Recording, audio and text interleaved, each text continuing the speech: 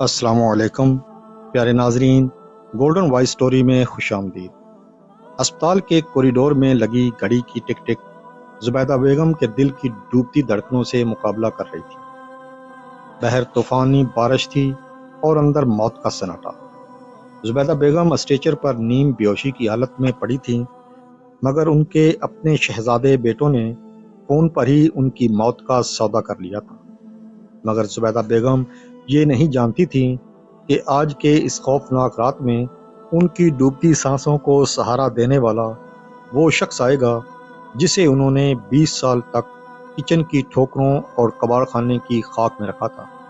کیا وہ ستیلا بیٹا اپنی تذلیل کا بدلہ لے گا یا انسانیت کی ایک ایسی تاریخ رقم کرے گا جسے سن کر آپ کی آنکھیں بھی نم ہو جائیں؟ 20 سال پہلے 7 سالہ فارس کی معصوم آنکھوں میں اپنی سگی ماں کے کھونے کا غم ابھی تازہ ہی تھا کہ زبیدہ بیگم اس کے گھر میں نئی ماں بن کر آ گئی۔ فارس نے سوچا تھا کہ اسے شاید دوبارہ ممتا ملے گی، مگر زبیدہ کے نزدیک فارس ایک بیٹا نہیں بلکہ ان کے اپنے ہونے والے بچوں کا ایک مفت ملازم تھا۔ وقت گزرتا گیا اور زبیدہ کے اپنے 2 بیٹے اسفند اور ہاشم پیدا ہوئے۔ ان کی پیدائش کے ساتھ ہی فارس پر ظلم کے دروازے کھل گئے۔ ایک صبح کا منظر زبیدہ کے شعور میں کسی ڈرونی فلم کی طرح لہرایا۔ ننھا فارس اسکول کا بستہ پہنے کھڑا تھا، اس کی آنکھوں میں پڑھنے کا شوق تھا۔ اے لڑکے، یہ بستہ اتار اور اسفند کے جوتے پالش کر۔ زبیدہ کی آواز میں زہر تھا۔ مگر چھوٹی امی، میرا اسکول۔ فارس کی بات ابھی پوری بھی نہ ہوئی تھی کہ ایک زوردار تھپڑ اس کے معصوم گال پر رسید ہوا۔ تیرا اسکول یہ کچن اور یہ صحن ہے، خبردار جو میرے بیٹوں کی برابری کی کوشش کی۔ اس ایک تھپڑ نے فارس کے خوابوں کا گلا گھونٹ دیا۔ سال گزرتے گئے اور فارس کا بچپن اسکول کی کتابوں کی بجائے گھر کی بھاری کاموں، جوتوں کی پالش اور پھر ایک گندی ورکشاپ کی گرد میں گم ہو گیا۔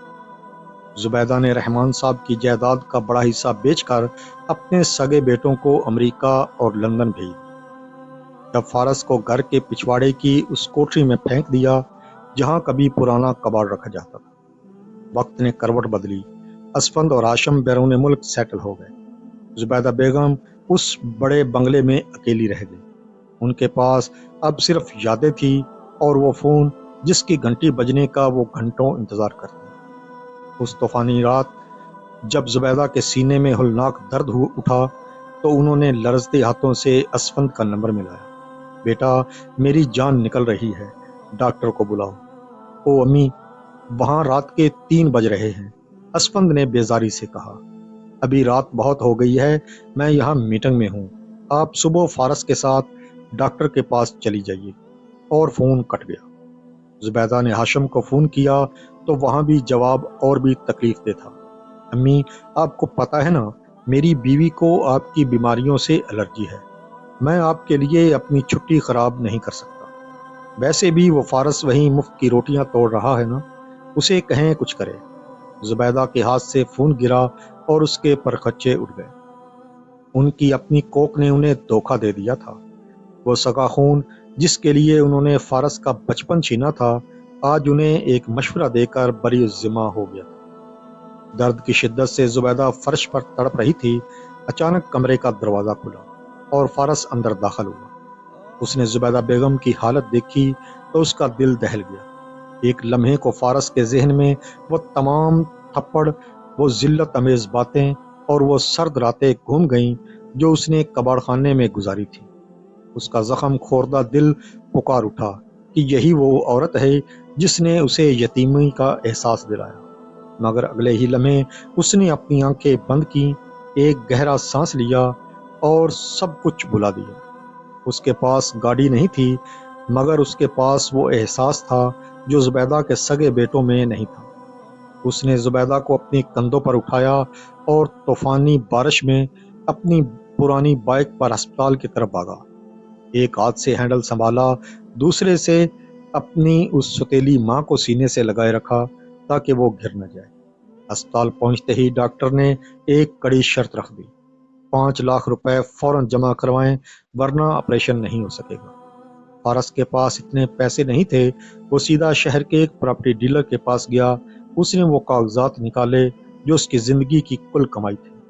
وہ چھوٹی سی زمین جو اس نے 10 سال کی محنت اور بھوک پیاس سے برداشت کر کے اپنی ورکشاپ بنانے کے لیے خریدی تھی، اس نے کاغذات ہاتھ میں لیے، ایک لمحے کو اپنی برسوں کی محنت اور اپنے خوابوں کو دیکھا۔ اس کی آنکھوں میں ایک آنسو ٹپکا اور پھر اس نے وہ کاغذات خاموشی سے ڈیلر کے سامنے رکھ دیے۔ بھائی، یہ زمین آدھی قیمت پر رکھ لو، مگر مجھے پیسے ابھی چاہیے، میری ماں کی زندگی کا سوال ہے۔ اس رات فارس نے اپنی ورکشاپ کا خواب بیچ کر اس عورت کی سانسیں خرید لی جس نے اسے کبھی بیٹا نہیں مانا تھا۔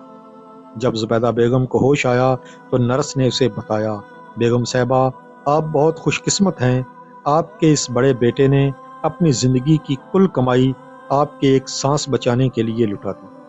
زبیدہ کی آنکھوں سے آنسوؤں کا سیلاب رواں ہو گیا۔